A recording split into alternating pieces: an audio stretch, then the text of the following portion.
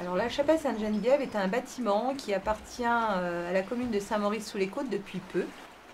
Et donc suite au rachat de ce bâtiment, le conseil municipal a décidé de rénover la chapelle qui, je dois le dire, était dans un état assez pitoyable quand elle a été prise en main, puisqu'elle avait été en partie ravagée par un petit incendie.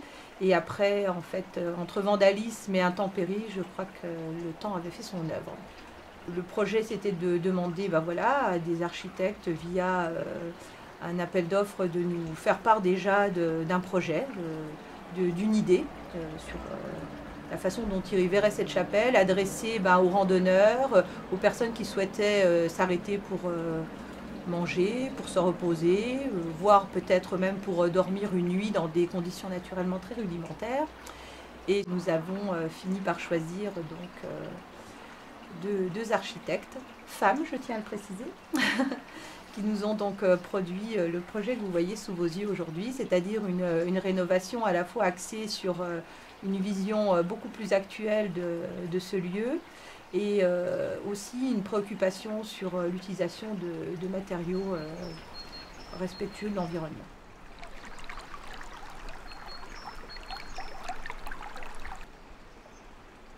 Alors les projets, nous l'avons conçu dès le début comme un projet avec un impact environnemental minimal, c'est-à-dire s'inspirer au maximum de son environnement proche, des lieux sur lesquels il doit s'ajouter. On est quand même dans une rénovation sensible.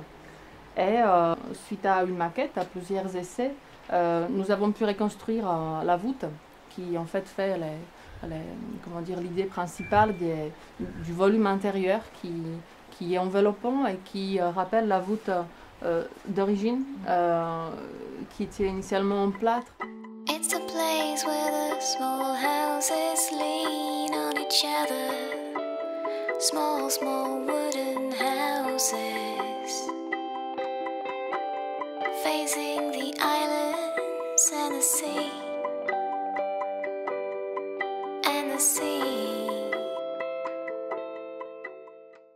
La couverture est en répanol, en membrane répanol qui a reçu une peinture définition cuivrée qui deviendra verte, qui va vraiment se patiner.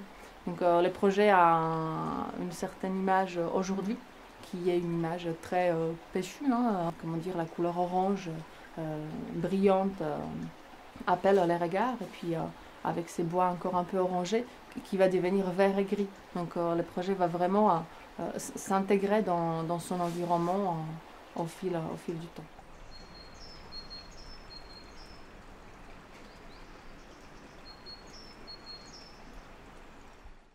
L'idée du projet est venue assez rapidement. On voulait garder la silhouette originelle de la chapelle. Donc on a enlevé les éléments perturbateurs et on est venu remplir ce qui restait par des éléments en bois. Donc c'est une charpente répétitive qui vient reformer la partie chapelle, la partie autel et ensuite qui est prolongée pour faire le refuge. Donc la partie autel est entièrement vitrée pour avoir la lumière qui descend un petit peu comme le Saint-Esprit. Et puis les autres parties sont fermées. La partie refuge est couverte et non close. Et la partie chapelle est couverte et close et chauffée.